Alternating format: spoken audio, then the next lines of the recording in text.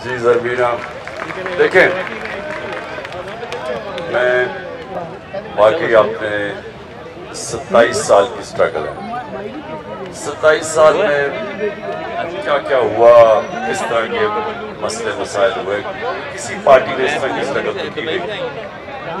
यहाँ तो मिलिट्री वो जो उनकी नर्सरी के अंदर पढ़ने वाले थे, जुल्फ़िकार अली भुट्टो डिक्टेटर के वजीर थे 8 साल।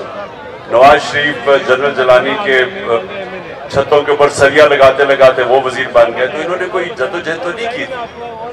सिर्फ इस मुल्क की तारीख में एक इंसान की जद्दोजहद है जिसको मैं मानता हूँ, और वो है कायद आज़म मोहम्मद अली जिन्ना, जिन्होंने 40 साल के बाद अपने मकसद जो पाकिस्तान था उस पर पहुंचे आज़ादी के लिए। तो उनको तो हम सब प्यार करते और हीरो मानते। तो मेरी क्या स्ट्रगल थी, हमने कभी भी अपनी फौज के खिलाफ पॉलिटिक्स नहीं की, हमने उनकी मदद भी मांगी। मैं ये आपको वाज़ेह करता हूं कि मैंने जो कहते हैं ना 2018 का इलेक्शन उन्होंने हमें जताया था, ये बिल्कुल झूठ है। हमने उनकी मुखालफत नहीं मांगी कभी भी, लेकिन मदद भी नहीं मांगी, क्योंकि मैं न्यूट्रल अंपायर लाने वाला कैप्टन था। मैं तो जीतना चाहता हूं, तो मैं तो वो एक स्पोर्ट्समैन हूं जो कि फेयर एंड स्क्वायर जीतना चाहता है, वो किसी की मदद से नहीं जीतना चाहता। मैंने कोई पार्टी किसी के साथ तो नहीं बनाई, मैंने तो किसी मिलिट्री डिक्टेटर के साथ या किसी के साथ मिलकर पार्टी नहीं बनाई। मैंने तो जीरो से खुद पार्टी बनाई थी और उसमें एक स्ट्रगल करके ऊपर पहुंचा था। लेकिन जो एक साल, ये मैं आपको ज़मीना कहना चाहता हूं, जो एक साल मेरा गुजरा है, ये मेरी सारी स्ट्रगल का सबसे मुश्किल साल था। क्यों था मुश्किल साल? क्योंकि जो हमारी मुल्क की एस्टैब्लिशमेंट थी उसने मेरे से खुली दुश्मनी की।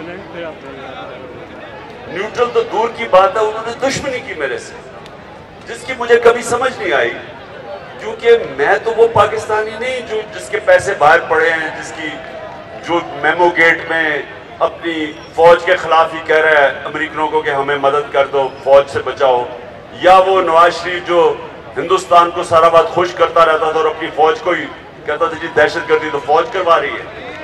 मेरा तो जीना मरना पाकिस्तान में था। तो मुझे इतनी हैरत हुई कि वो जो जिनको हम चाहते हैं, बल्कि हमारा तो ये था कि फौज मजबूत होनी चाहिए, क्योंकि हम एक आजाद पाकिस्तान चाहते हैं। तो मजबूत फौज ना हो तो आजाद कैसे होगा मुल्क? लेकिन जो दुश्मनी की गई है मेरे से और मेरी पार्टी से, और जो ये हुआ है सब कुछ, ये जो मेरे ऊपर कातलाना हमला हुआ है, और उसके बाद ये भी मैं आपको बता दूं कि दूसरी दफा फिर वही जो जिन्होंने मेरे ऊपर ये हमला करवाया था ये वजीराबाद में, इन्होंने दूसरी दफा मुझे मरवाने की कोशिश की जुडिशल कॉम्प्लेक्स में। पूरा प्लान बनाया हुआ था मुझे मारने का, वही लोग थे। इसकी मुझे अभी तक नहीं समझ आ रही कि वो पार्टी का सरबराह जो वाहिद पार्टी है जो सारे मुल्क को इकट्ठा रख सकती है, फेडरल पार्टी है, और कोई फेडरल पार्टी नहीं है। ये कैसे हो सकता है कि वही लोग जिन्होंने मुल्क की हिफाजत कर ली है वो मुझे मरवाने की कोशिश करें? इसकी मुझे अभी तक नहीं समझ आई। और ये मेरे से सबसे मुश्किल, पीछे करो, 27 साल की मेरी जितनी स्ट्रगल है, ये सबसे मुश्किल मरहला इसलिए रहा कि आप दूसरों से तो लड़ते हैं, चोरों से तो मैं लड़ता हूँ, लेकिन अपनी मुल्क की एस्टैब्लिशमेंट से कौन लड़ता है?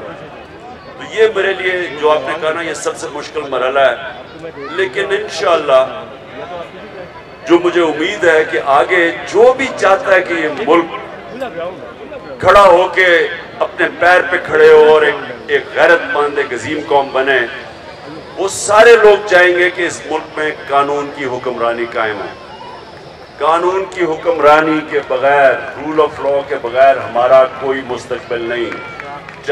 और ये सारे, चाहे वो हमारे पॉलिटिकल लोग हैं जो दयानतदार, पीपल्स पार्टी और नून लीग में बड़े ऐसे भी पॉलिटिशियंस हैं, उनको भी ये समझ आना चाहिए कि उनके बच्चों का कोई मुस्तकबिल नहीं है। हमारी एस्टैब्लिशमेंट को भी समझ आना ही है कि इस पाकिस्तान को कोई मुस्तकबिल नहीं है जब तक इस मुल्क में रूल ऑफ लॉ नहीं आता।